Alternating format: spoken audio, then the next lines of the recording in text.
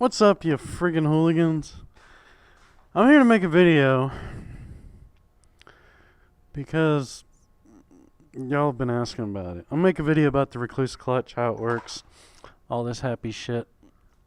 So, here goes. Quick video. Alright. A little turny around action.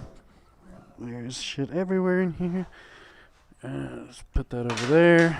Great. Alright, let's get this party started. Give her a little bump start down the driveway. Fire it up. First gear. Hey, look, nothing happened. Well, if you're watching this video to see the negative side effects of having a Rekluse clutch, that is one of them. You can no longer bump start your bike. We'll get to that later. But I would recommend, if you have a Rekluse clutch, to put Loctite on your Kickstarter, because if that falls off and you don't have electric start, you're fully fucked. So let's start it up. Alright, it's running now. Duh. What I'm going to do is I'm going to kick the shifter down in the first gear. Yeah, I've got fucking slippers on, but whatever. Kick the shifter down in the first gear. The bike is in first gear now, and the clutch is out. It's a centrifugal clutch. So as you increase the throttle, it's gonna spin out some balls in there and press against some springs, and it's gonna slowly engage the clutch like that. As soon as you let off, it disengages. Now, my clutch is actually right here. That is, I call it the override, because when you pull it in, the bike will not go, but when you let it out, it engages the clutch again. So it's not actually the clutch, it's just the override to not let the Rekluse clutch engage. This is my left-hand rear brake, right here. And this is my hot start. So that's how everything's set up on this side here. So basically when I'm riding, my clutch is just operated with my pointer finger if I want to, like, get a little jump on the clutch or maybe rev it up or something because it's starting to die. I'm going to ride around in circles in the neighborhood and explain a little bit about this. Basically what it is, and you'll see it later on in the video, is the pressure plate is replaced with another pressure plate, and it's got these ramps on it. And these ramps, there's like probably 20 of them all the way around, and they go like this on the outer side of the pressure plate, and there's little ball bearings that sit in there, and as the clutch spins faster, the ball bearings want to sling out from centrifugal force, and as they sling out, they go up that ramp, and it actually pushes in the pressure plate into the clutch basket and engages the clutch. So unlike most clutches that are under spring pressure and you have to release them, this clutch is actually released all the time, and spinning centrifugal force from the flywheel engages it. That's why you can't push start it, because it takes flywheel motion to actually engage the transmission, and if you're just turning the transmission, it doesn't turn the flywheel, because like I said, this kind of clutch is not engaged all the time. It's only engaged while the engine is running, while the flywheel is spinning. So how does it work for deceleration? A lot of people want to know, how does the braking force work on it? I'll get to the top of this hill here and I'll show y'all how it works. Basically, with the ball bearings and the springs that are in it, and I'm talking about a Z-Start. This is a Z-Start Rekluse clutch. They have newer models now that are built a little bit different, but it's kind of the same theory. Your clutch will stay engaged unless you pull in the override or until the flywheel speed returns to idle. So let me get up a few gears here, and I'll downshift and decelerate and show you how it still works like a normal transmission when you're downshifting until it again releases the clutch at idle. So now we're going 25, downshift, You hear it engine braking. Downshift. Downshift. First gear, still engaged, still engaged, still engaged. I'm going down a hill, so it's actually probably going to stay engaged for quite a while. Now if I were to pull off to the side here on flat land...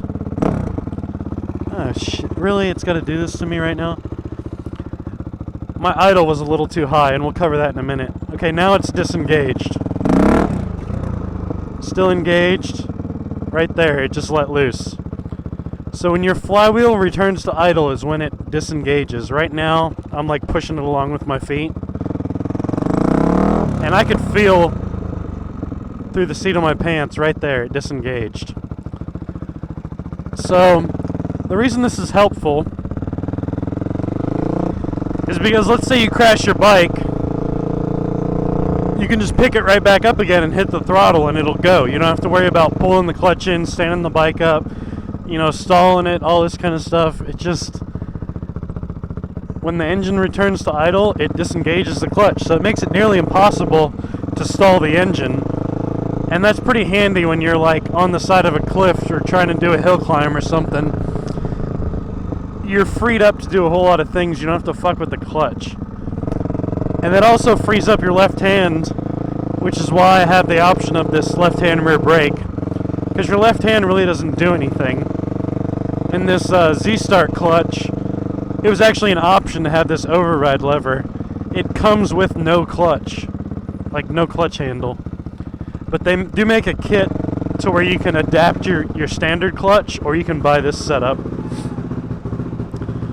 So I'm still sitting here in gear. As far as shifting, you can pull this override in to shift, but everybody should know by now from watching Jake or I's videos, doesn't matter what kind of clutch you have, if you know what you're doing and you're not a complete freaking idiot, you can shift without a clutch. So it's not really an issue. So here we go, clutchless shifting, second gear, third gear, second gear, first gear. These transmissions are built for that, whether it's got a Rekluse clutch or not. So I'm going to put it down on the floor in the garage. I'm going to take it apart and give you all a little visual of it. The only outside external change of the bike is you're going to have a little bit thicker gasket. Or you could buy their special side cover that's like a little bit thicker, but this clutch sticks out a little bit more. So let me turn the fuel off and lay this over. Remember I was talking about the idle a few seconds back? If your idle is not consistent and set like exactly where it needs to be, like around 1,000 RPMs, let's say it raises a little bit, it's going to cause that clutch to drag and pull a little bit. The way these springs and ball bearings work is it's set to release at a certain RPM. And if it doesn't return fully back to idle at that certain RPM, it's still going to try to engage a little bit and drag. So that's one very big thing, is your idle needs to be spot on before you go and try to install this clutch. Because if your idle's not consistent, you're going to have nothing but trouble out of it. So let me get my little machine here. As far as the installation part of it, it's pretty simple, straightforward. I got to find some freaking tools here. I haven't cleaned up my workbench in quite a long time. So let's see if we could find the 1/4-inch driver for this. I had the damn thing a second ago.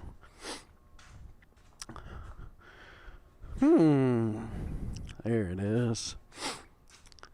Alright, so as far as installation on this, if you look on Rekluse's website, possibly on YouTube, you will find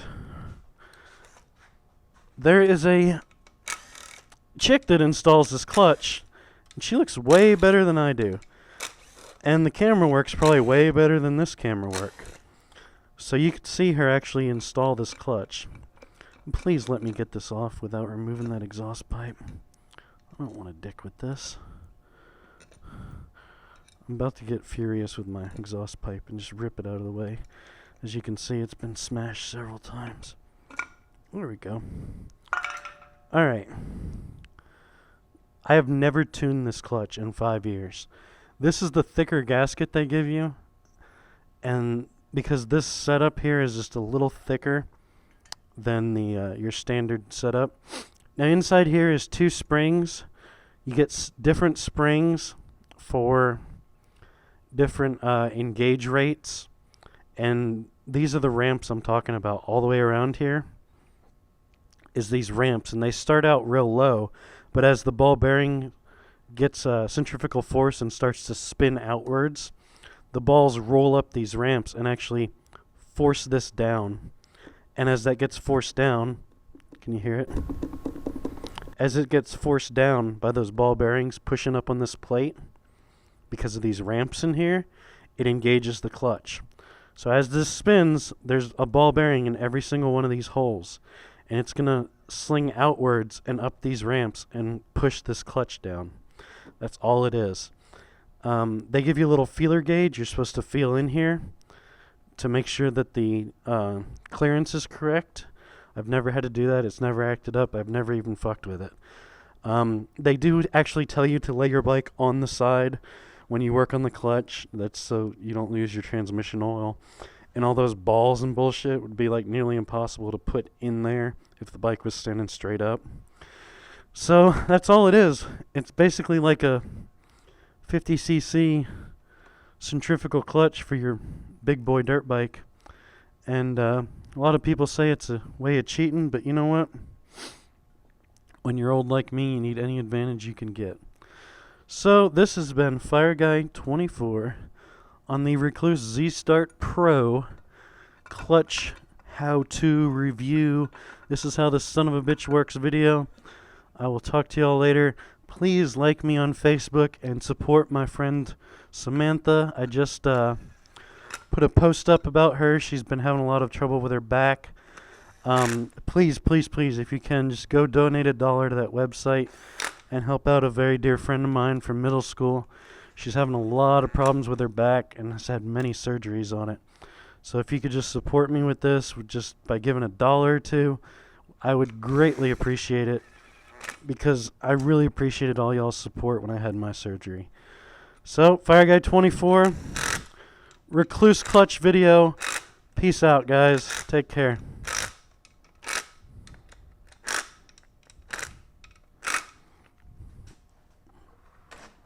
Bitch.